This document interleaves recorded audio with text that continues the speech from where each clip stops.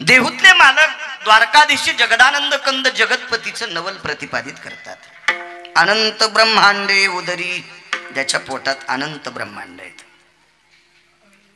खालचे 7 वरचे 7, 21 वर्ग, 14 भुवन, आतळ वितळ सुतळ तळातळ रसातळ पाताळ, खालचे 7।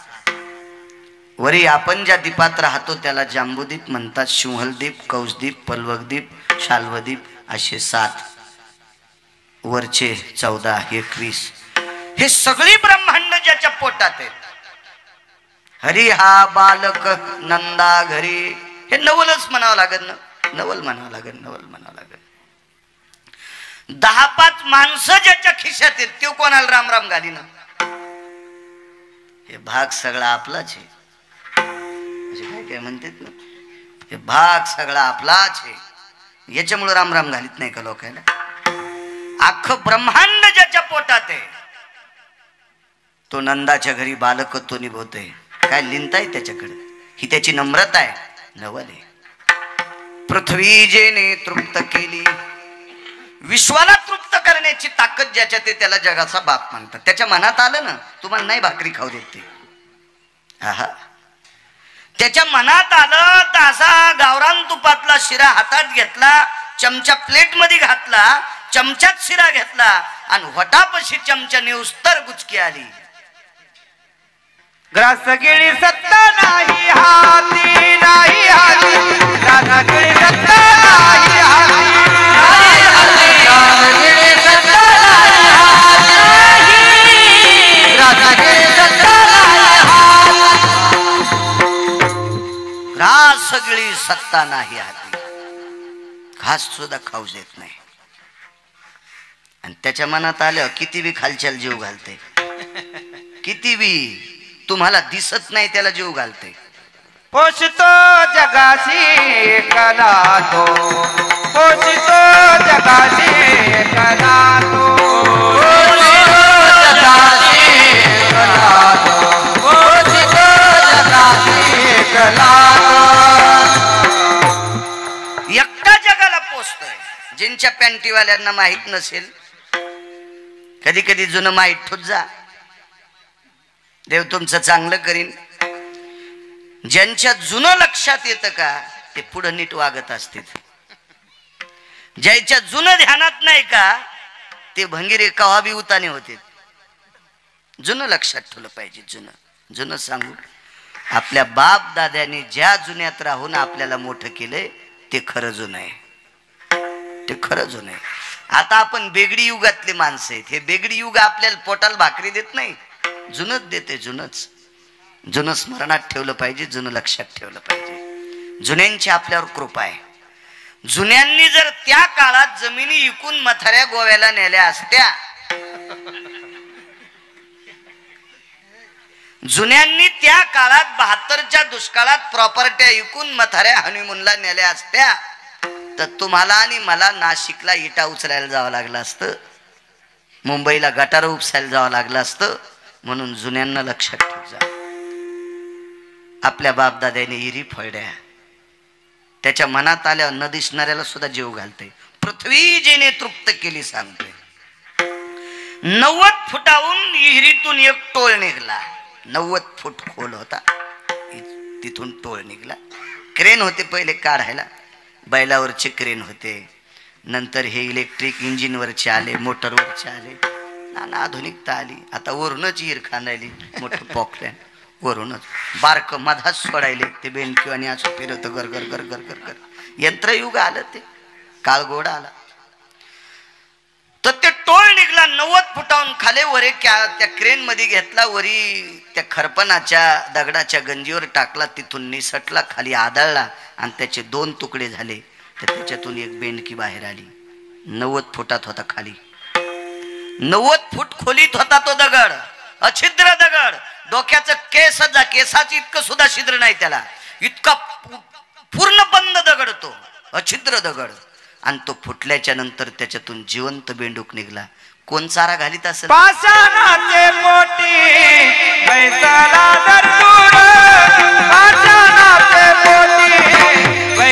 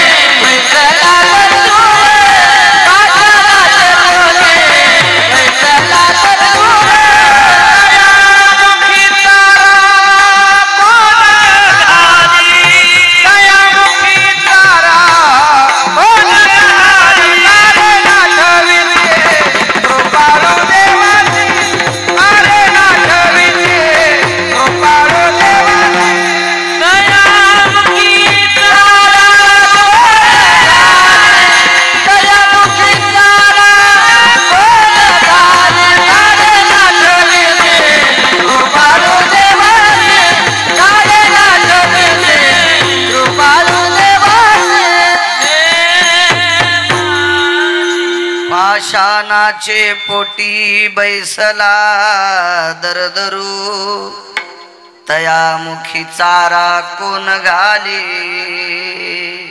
90 फूट जमिनीत खाली त्याच्यात निघलेल्या दगडाला कोण चारा घालीत असेल? कोण चारा? पृथ्वी जेने 18-19 वर्षापूर्वी एका हलकट माईनं,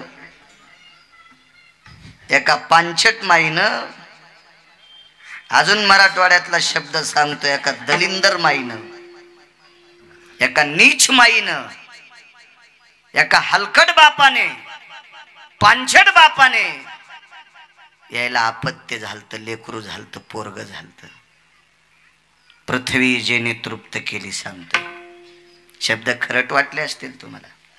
हलकट, पांचट, नीच, दलिंदर. पुढे ऐकल्यावर कळण हे शब्द लय कमी वापरले त्याच्यासाठी. मुलगा झाला,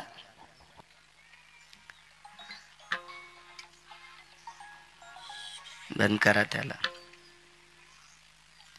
रामानंद महाराज तो मुलगा एका पिशवीत टाकला. पिशवीत झाल्या झाल्या त्याचं अंग पुसलं नाही, त्याला नाव घातलं नाही, त्याला कपड्यात नाही गुंडाळला. किती हलकट माय, किती बाप हलकट असेल तो. वनातल्या लांडग्यापेक्षा हरामखोर बाप तो. पृथ्वी जेने तृप्त केली सांगतोय. रेल्वेत बसला,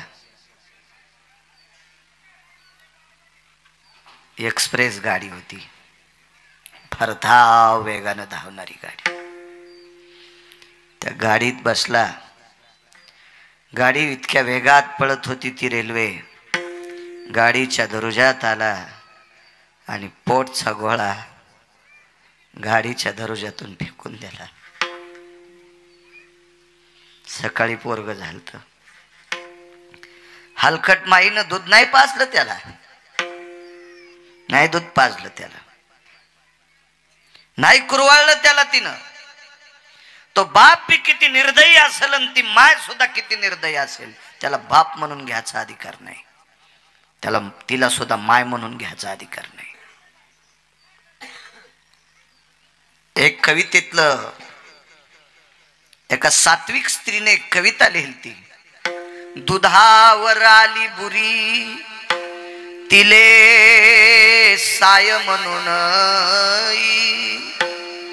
निजविते भुके पोटी तिले माय म्हणून. हे तर काही खात नव्हतं ना. जन्म तिला दिलाय त्या अर्थी तिला दूध होतं ना. कोणी केली बाळा दुधाची उत्पत्ती वाढवी श्रीपती सवे दोन्ही. वक्षस्थळात दूध होतं तिला, नाही पाजलं त्या हलकट माईनं. देऊन टाकलं नवऱ्याकडं. आणि त्या नीच वृत्तीच्या बापानं रेल्वेतून ते पोरग फेकलं.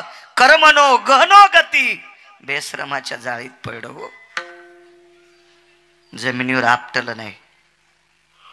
हजारे वा त्याचा चुरा झाला असता हो. नेमकं झालेलं होतं. अंग न पुसल्यामुळं त्याच्या अंगावरच्या पाण्याच्या अशा ओळ्या झालेल्या होत्या. पेपरवर त्याचा फोटो आलता. 20-22 वर्षापूर्वीची गोष्ट, मला कळतंय चांगलं. 10:30 वाजता शेळ्या सांभाळणारा रेल्वे पटरीच्या कडीला गेला तर 10:30 वाजता एका पिशवीतून रडण्याचा आवाज आला. दृष्टांत संपला. आता गायनिक एखादं हॉस्पिटल असेल तुमच्या परिचित नगरला तर तिथं जा. बऱ्यापैकी लेकरं काचेत असतील. कोणाला मास्क लावलेला असेल, कोणाच्या पायात नळी असेल, कोणाच्या बेंबीत नळी असेल, कोणाच्या हाताला नळी असेल. याचं वजनच कमी आहे, कमी दिवसात जन्माला आला, असं काहीतरी, त्याला कावीळच झाला, जन्माता जन्माता त्याच्या तोंडात घाणच गेली, असे नाना प्रकारचे तुम्हाला प्रकरणं आढळतील. हॉस्पिटलमध्ये ती लेकरं दाखल असतात. काय केली याच्यावर चर्या हो? काय चर्या? फेकून दिलं. किती वेगात पडलं असेल. आज ते पोरग नायब तहसीलदार आहे.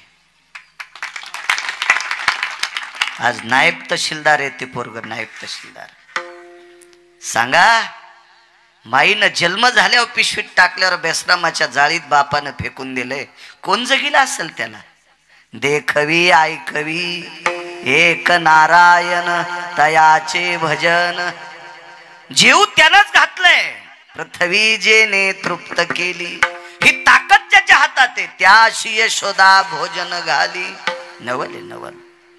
विश्वव्यापक कमलापती त्याशी गवळणी कडिये घेती. विश्वात आपण उरलाय. आपण सगळे माणसं म्हणतो आम्ही मंडपात बसलो, तुम्ही म्हणताल आम्ही स्टेजवर बसलो, मी म्हणेल मी वरी व्यासपीठावर बसलो. पण हे सगळं कोणी धरलंय? त्यानं. ज्या दिवशी ते सोडून देईल का त्या दिवशी डगडग डगडग सगळं हलन. काय रगडा होईल काय सांगता येतो का आपला? काय झालं किल्लारी गावात, काय झालं माळीन गावाचं? मागे दुसऱ्या देशामधून बातम्या आल्या, यष्ट्याच रोड मध्ये गेल्या. आपण मग त्या जमिनी फाकल्या आणि बंधी यष्टी रोडच्या त्या भेळीमध्ये जाती. कोणाची ताकद आहे? विश्वाला कडेवर ठेवायची ताकद ज्याची आहे आणि त्याला गोपी कडेला घ्यायल्यात. नवल केवडे केवडे. तुका म्हणे नटधारी भोग भोगुनी ब्रह्मचारी. 16,108 पत्न्या देहूतले मालक सांगतात. आपल्याकडे जर एक बायको केली तर संन्याशी होता येत नाही, आणि व्हाचा असेल तर मग तिला सोडून द्यावं लागते. तिला सोडून द्यावं लागते. तरी पण त्याला बाल ब्रह्मचारी म्हणत नाहीत. नुसता ब्रह्मचारी किंवा नुसता संन्यासी म्हणावं लागेल. ज्याला खरा संन्यास घ्यायचा त्याला स्त्रीचा संग नसावा. शब्द आहेत, शास्त्रात पुरावे येत. मी फक्त तुम्हाला सोप्या भाषेत सांगायलो. जास्त अडचणीत हात घालीत नाही, इचू निघत असते. सोपं सोपं ऐकायचं कशाला? आहे का नाही? उग गबाळीच खायचं घेणं देणं. नदीला जर पाणी भरपूर असेल संजय बुवा तर कशाला ईर खांदायची फुकट कळण शेंडी वळवळ. तिच्यातच मोटर टाकन ऊस भिजेव ना. पण लय एकाल नाद नाही म्हणला, मला ईरच खांदायची. घातले सारे पैसे, 1.5 एकर जमीन विकली, मग ऊस लावायला कुठं जमीन आहे? बायकोच्या डोसक्यावर आता लाव. एक जणांनी बैल घेतले, बैल अण्णा मला पाहायला बैलत नाही. बैल जोरदार आहे पण बांधी तू कुठं? ते म्हणला कुठं बांधार? म्हणलं गोठा गिठा कर नाही एखादा. तवा असे पत्र गित्र नव्हते, परिस्थिती नाजूक होत्या. ते म्हणला गोठ्याला लाकडच नाहीत. म्हणलं इकत आण. मंठ्याच्या बाजारातून 1 ट्रॉली भर लाकड आणले, गोठा केला. मला म्हणला पहा गोठा. म्हणलं गोठा सुंदर केला. बैल म्हणला बैल इकून तर लाकडं आणले. मग याच्यात 2 मेखा ठोक म्हणलं. एका मेखाल पप्याची माहिनी, एका मेखाल तू. आळंदीतल्या मालकांनी ओई खर्च केली याच्यासाठी. आळंदीतल्या मालकांनी या गोष्टीसाठी ओई खर्च केली. मोठाले मोबाईल घरी गेल्या पाहन तितकी ओई. देव चांगलं करीन तुम्हाला. काय भांगाऱ्याची थोत्र पाहता मोबाईल मध्ये. संसार पालथा जळण तुमचा. विठाला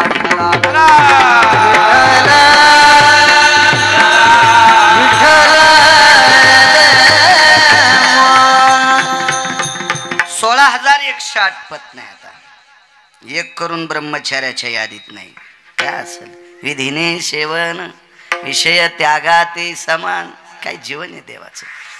आणि तरी तो ब्रह्मचार्याच्या यादीत आहे. नवल केवडे केवडे नकळे कानोबाचे कोडे. साधा सोपा सरळ अभंगाचा अर्थ झालं कीर्तन. विठाला विठाला विठाला. होतं समुद्र. कृष्णा बुवा समुद्रानं सांगितलं भेव नको, लप माझ्यात. आणि समुद्रानं त्याला लपिलं. तुम्हाला एक सांगू का? गुन्हा करणाऱ्यापेक्षा गुन्हेगाराला जो मदत करतो का तो अर्धा हरामखोर असतो. तो अर्धा गुन्हेगार असतो. अर्धा गुन्हेगार असतो.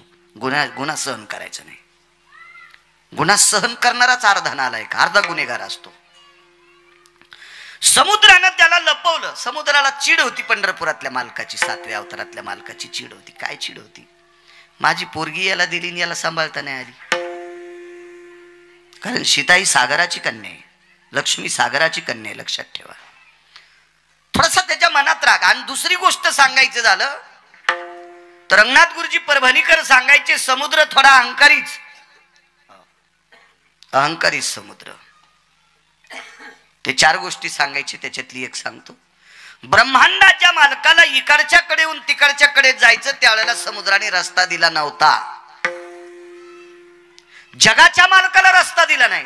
जाऊ द्या, देवाचं ऐकलं नसेल, संतांचं ऐकत नसते. मारुतीरायासारख्या संतांनी विनंती केली, जगातला 1 नंबरचा वारकरी येऊनी जन्मला मरकट, वैष्णवा माझी अतिश्रेष्ठ, हनुमंत म्हणावया कनिष्ठ, ऐसा पापिष्ट कोण आहे. वारकऱ्यातला अतिश्रेष्ठ व्यक्ती. आणि त्या मारुतीरायाने विनंती केली, ऐके आपांपती, तुझ रे मी करी तसे विनंती. हे सागरा आपांपती, मी तुला विनंती करतोय, ऐक न रे, देन रस्ता देत नाही म्हणे. याच्याहून समुद्र अहंकारी. अशा अहंकारी समुद्रानं एका नालायक माणसाला त्याच्या पोटात लपविलं. आणि याला मारायचं होतं पंढरपुरातल्या मालकाला. मग मालकाने एका महाराजाला बोलवलं. महाराज साधे नव्हते. अधिकारी महाराजांची चेष्टा करायची नाही.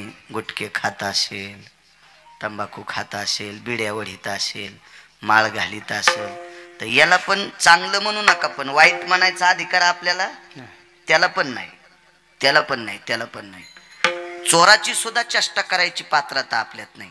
चांगल्या महाराजाची चेष्टा केल्यावर साधू म्हणून भक्त म्हणून उपहासिते, भक्त म्हणून उपहासिते,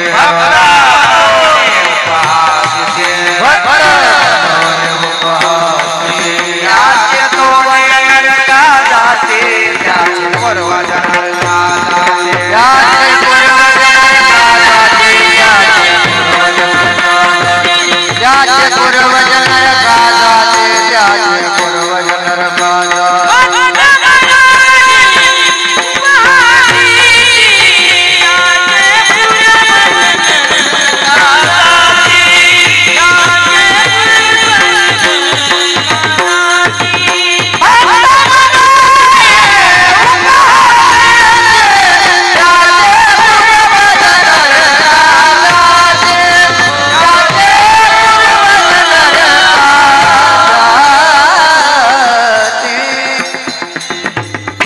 पैठणच्या मालकांचं वागतंय, भक्त म्हणून उपहासिती, त्याचे पूर्वज नरका जाती. नाथबाबा म्हणतात, असे महान योगीराज साधू आमंत्रित केले आणि साधूंना सांगितलं, गुरुदेव समुद्रात एक नालायक व्यक्ती लपलाय आणि त्याला मारायचंय, तो दिसत नाही, करता का मदत. ते महाराज काही मंदिरात पत्ते खेळणार नव्हते. मंदिरात तंबाखू खाऊन थुकणारे नव्हते. त्या महाराजात एवढी ताकद होती, असा पसा समुद्रात घातला आणि एकदा असं केलं की कोरडाफट समुद्र. 2-4 पुस्तकं वाचलेला भंगिऱ्या म्हणीन गिरगावकराच्याच गोळ्या संपल्यात. एका